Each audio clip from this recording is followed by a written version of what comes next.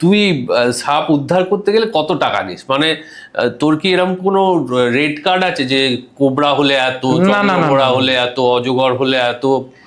এটা বাজে কথা, তবে বাজে কথাও বলবো না, এটা অনেকের মনের একটা কোশ্চেন থাকে যে কত টাকা নিই উদ্ধার করার জন্য, ফোন করেও অনেকে জিজ্ঞাসা করে। তো বেসিক্যালি হচ্ছে যে সাপ উদ্ধার করার জন্য আমি কোনো টাকা নিই না। উদ্ধার করার জন্য কোনো টাকাই নিই? কোনো টাকাই নিই না।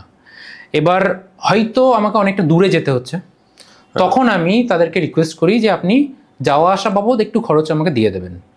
এবার তার যা সামর্থ্য হয় সে দেয়, সেটা রেখে দিই।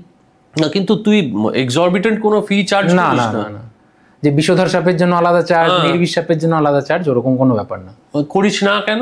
মানে তোর ফিলোসফিটা কি? ব্যাপারটা হচ্ছে যে দেখো, তোমার যদি হাই সোসাইটিতে তুমি বিলং করো, তোমার ফ্ল্যাট আছে, গাড়ি আছে, তোমার বাড়িতে সাপ ঢুকবে না, মানে তোমার সাথে সাপের মুখোমুখি হওয়ার সম্ভাবনা কম। কাদের সম্ভাবনা বেশি? গ্রামাঞ্চলে যাদের মাটির বাড়ি আছে, মাটির বাড়িতে গর্ত রয়েছে, ইঁদুরের গর্ত, সেখানে সাপ থাকতে পারে। বা বেসিক্যালি আমরা লোয়ার এরিয়াতেই, আমরা আর্থিকভাবে পিছিয়ে পড়া জায়গাতেই আমরা কাজটা করি। এবার সেখানে গিয়ে তুমি যদি 500 টাকাও চার্জ করো, সেই বুড়িমা হয়তো তোমাকে 100 টাকাও দেওয়ার ক্ষমতা নেই। কি করে হবে? তাই বলে কি আমি উদ্ধার কাজটা করব না, মানুষটাকে বাঁচাবো না বা সাপটাকে বাঁচাবো না? তো সেই জায়গা থেকে আমরা তাদেরকে রিকোয়েস্ট করি, তার যে যা সামর্থ্য হয় সে আমার তেল খরচ বাবদ একটা কিছু দেয়। মানে মোস্টলি এটা মানে ভলেন্টিয়ার ওয়ার্ক। হ্যাঁ একদম।